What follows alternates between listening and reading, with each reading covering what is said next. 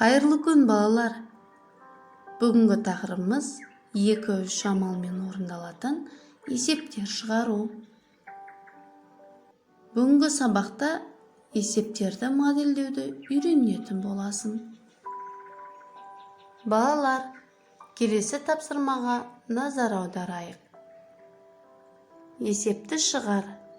Саябақта 436 адам қыдырып жүр.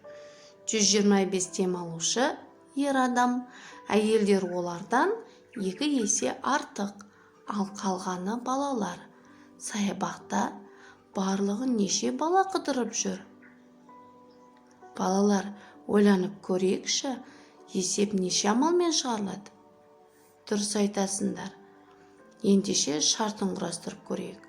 Бізде белгілі ер адам 125, әйелдер белгісіз, бірақ одан 2 есе артық.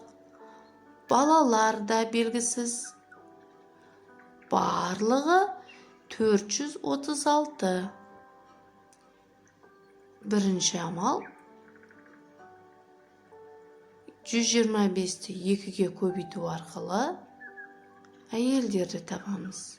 Демек, 125 пен 2-нің көбейтіндісі 250. Екінші, 436-дан 125 пен 250-дің қосындысын азайту арқылы балаларды табамыз.